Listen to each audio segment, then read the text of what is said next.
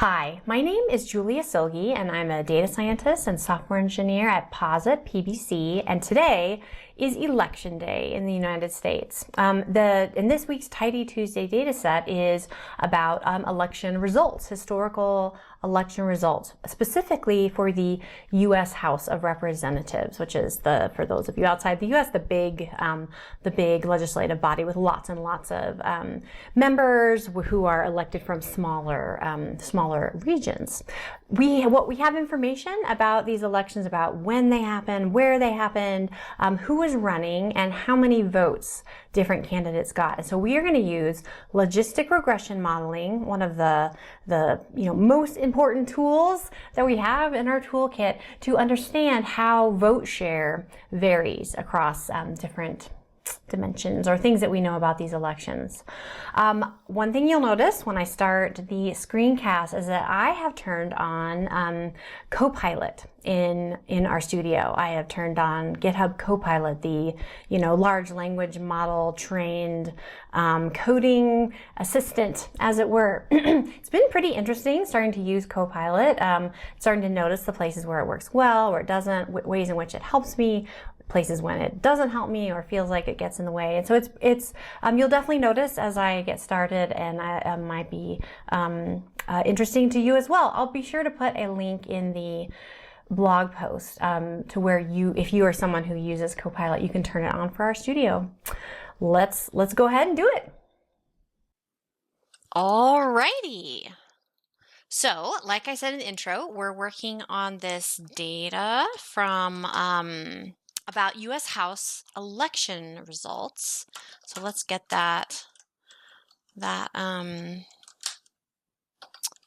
read in and take a look. So here are the different variables we have. State, these are all U.S. House elections. We have the specific district, which of course is something that shifts over time, right? This data goes back to the 70s, but the boundaries for these districts are redrawn. So this is not something that is constant. General election, what kind of election, the name of the candidate, and then party. More info here. And then notice here the number of votes for that candidate and the total votes. So if we look at these first three, this was for a Democrat, a Republican, and then an unaffiliated candidate who is not affiliated with a party. And yeah, so I think that's that there. So we one thing that I also mentioned in the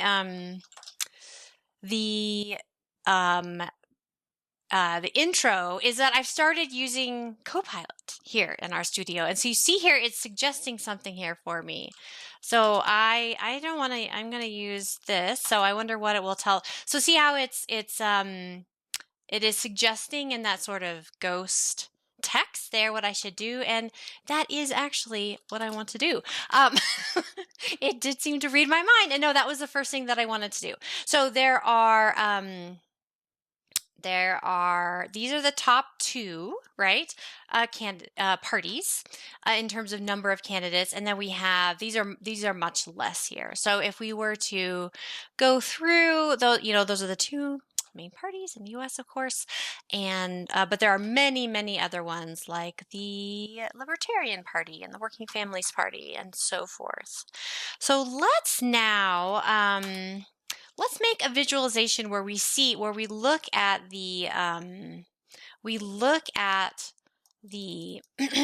how this is distributed, these candidates' votes and total votes. So this actually, it's switched to the native pipe, which is interesting, but that's not what I want to actually do here. So I want to say filter party in, okay, that's almost right, but these are all caps. So will it fill it in? Aha, it will. It finished for me. Very nice. So I'm going to put on the x-axis the candidate votes. Whoa, that was too much. I didn't want that. So candidate votes over total votes. So this is like the proportion that we have here. I do actually want Phil Party, so we'll keep that. And then let's make a, yes, let's make a histogram, but I don't want this stuff here. Instead, I'm going to say position equals identity. So they are identity. So they are on top of each other. And then let's make them a little bit transparent. So we've got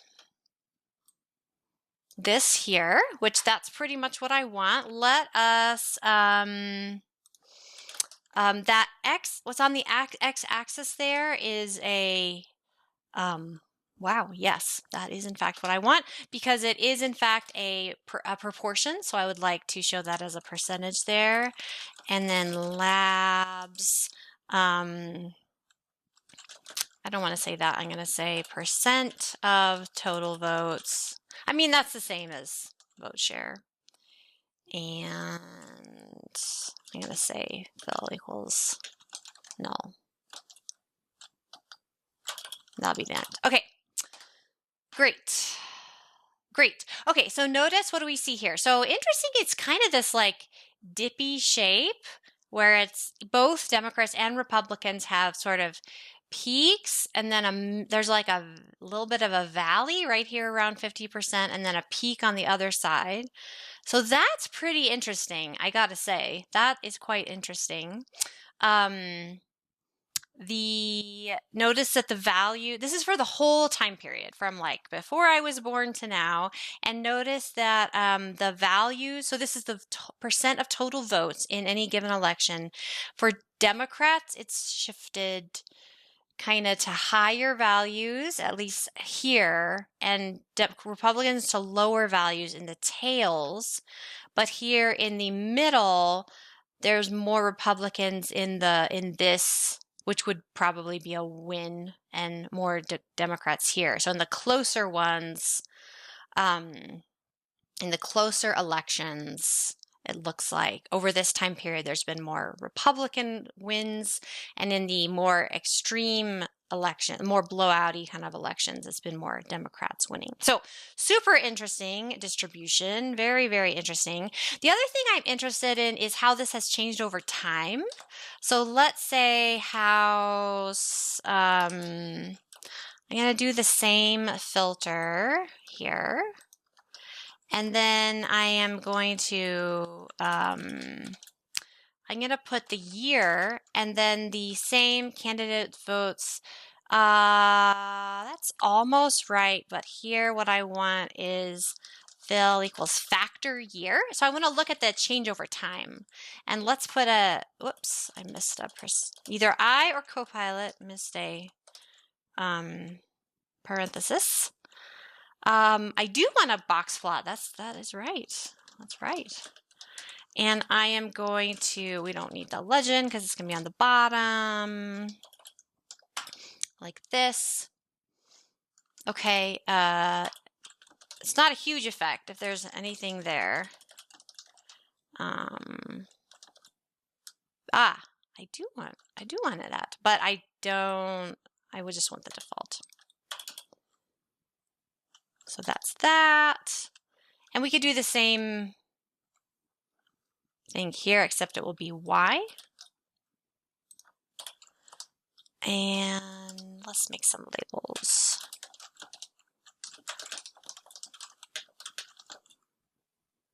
Percent of total votes. Yeah, I don't want all of that though. I'm just gonna votes and then fill equals null, like that. Okay. Okay, great. All right, so there it looks like there may be some at least modest effect that over time the vote share for any given candidate is going down. Like it looks like it's pretty much all above, you know, like they're kind of higher values, and then they're like putting kind of a lower values here. So what if overall all candidates are getting a lower share of the vote, that's like closer elections. I think that's how I would interpret that. All right, great. So there's some EDA for us. Now let's start using some modeling. So we're gonna just use the two major parties in the US. Let's call it house subset. Like this. Okay, and let us start to build a model. So I'm actually not using tidy models today. I am going to use plain old GLM, plain old GLM. So you have probably used GLM for logistic regression with an outcome that is like what they were just trying to say there, C-bind. But instead of let me come back over here. Instead of an outcome that is a response here that is a factor where it's like win versus lose. Instead, we're going to use this alternative approach here. So this is something I think is super useful to know about and to know how to use because in so many real life situations, you end up dealing with proportions or like how many times something happened out of how many times it could have happened. So this is like clicks on an ad or people, signing up for something after, interacting with something on a website, or in this case, votes for a candidate out of all of the votes. So this is a very, very useful way of using GLM in a lot of real life situations. So we're going to say, so the two things we're going to put there is successes, which in this case is candidate votes. This is right. Amazing. Except let's not go through all of this here. Wow, that looked like code I wrote. Okay, great. So we're gonna make a model here. Year, party. Let's also add state. Let's do this one, state, like that. I'll do this like so. Okay, so let's do this. Is that right? I think so. Oh, right. Okay, so do you remember, let's go back to the plot, this plot. Not this plot, this plot. See how there's these stack of election results over here where people got 100% of the vote? Those are probably very small elections without a lot of people voting in them, like really not populous areas.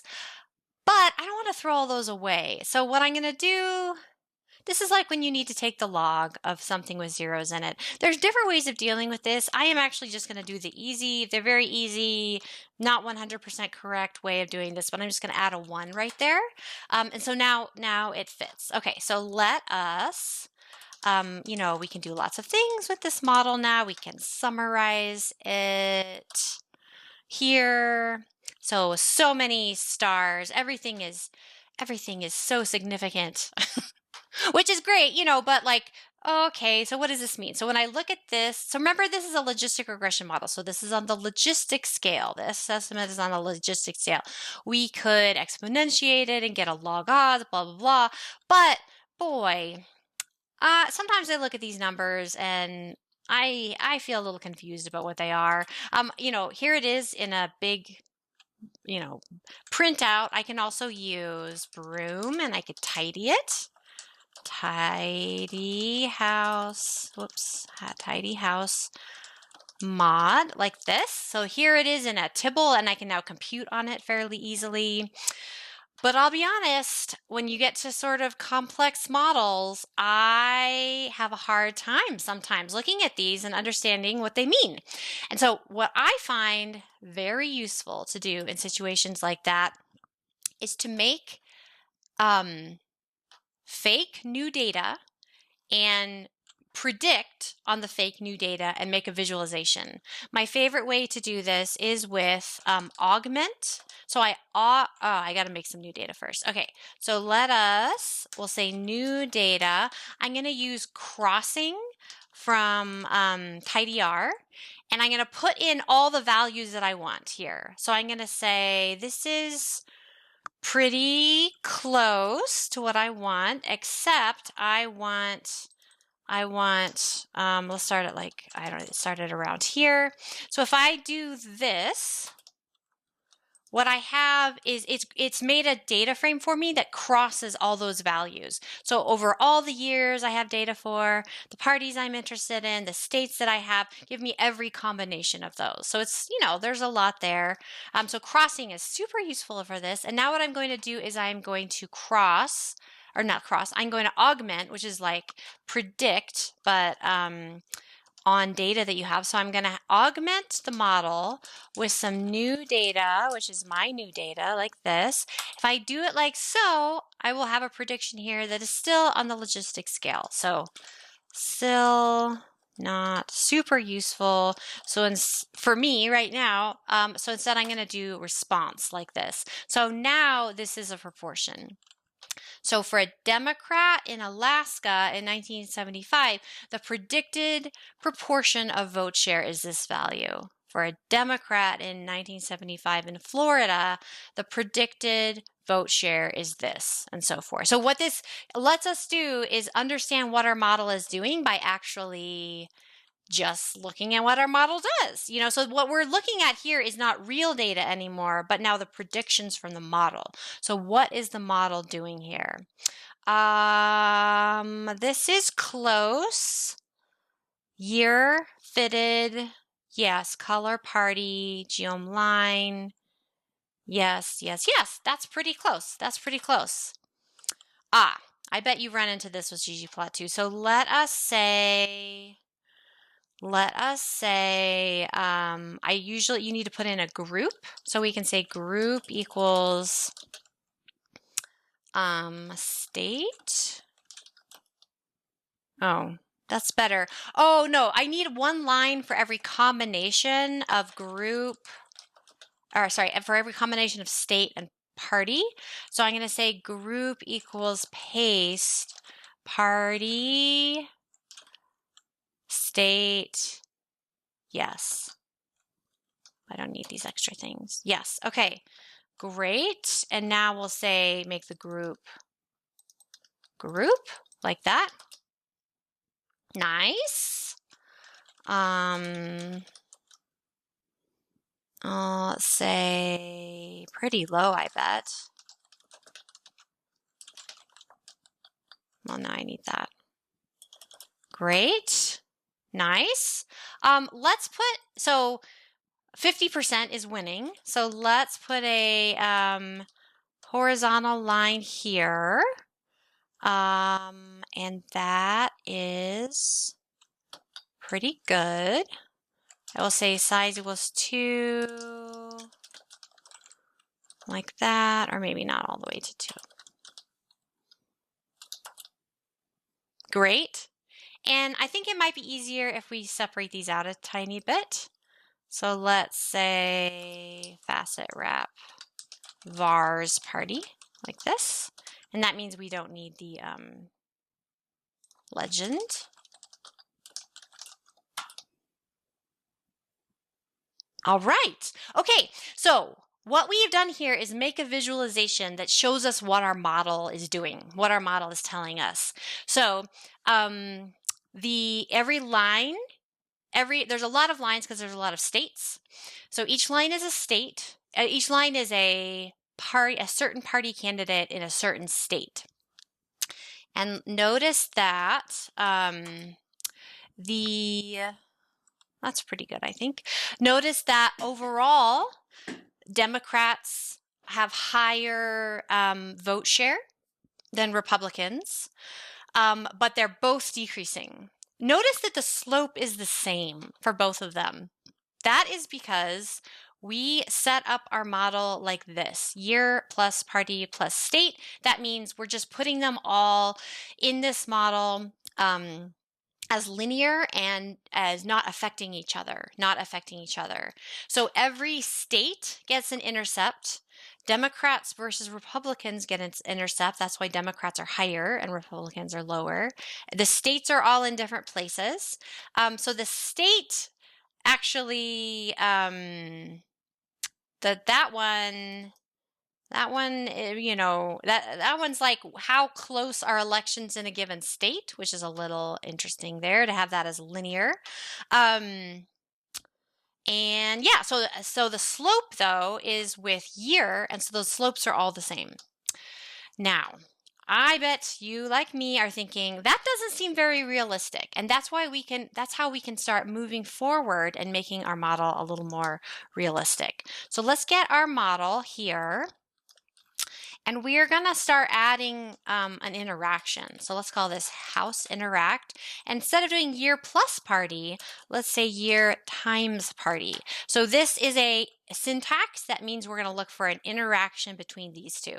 This one is still going to be just a intercept, which since it's an intercept for both parties, that is not that doesn't really make sense in real life, right? But like that's how we're kind of iterating towards a more useful model here. And then we will take this and put it here and do this instead of this, like so. I think the rest of it should be the same.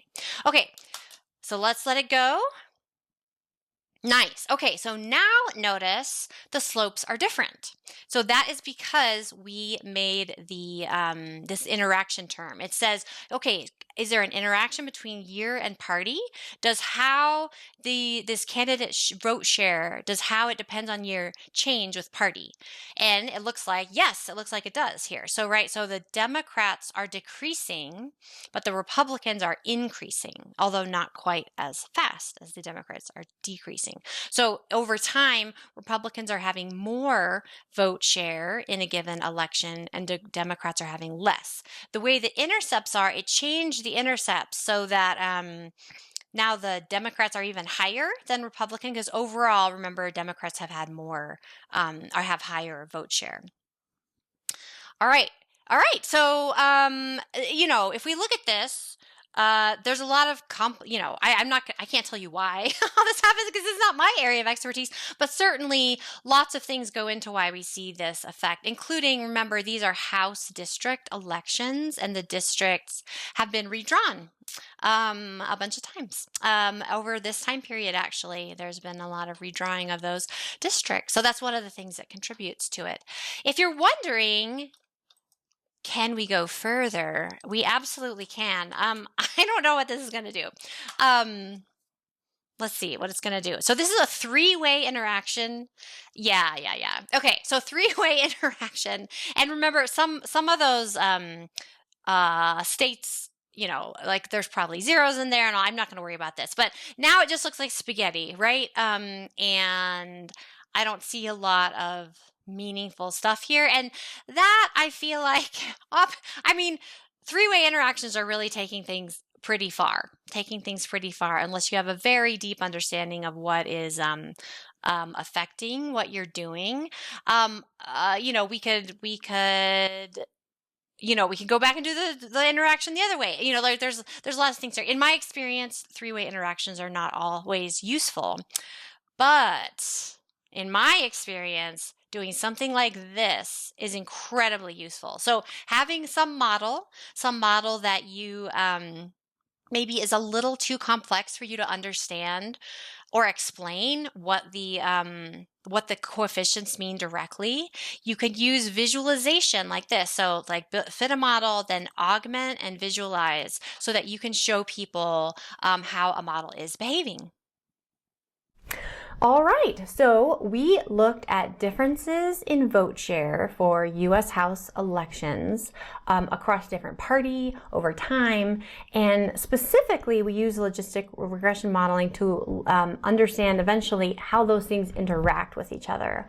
I just want to emphasize again how useful I have found it to be able to, if you have a model that is a little bit complex, but you need to explain it to be able to kind of use that combination of make some new pretend fake data, predict on that data, and then visualize it. That has been something that's paid off so many times. I also want to highlight again how to use that C-bind or matrix syntax for the outcome of a logistic regression model, and how useful that is in so many real world situations, whether it's a user clicking on something, or in this case, votes.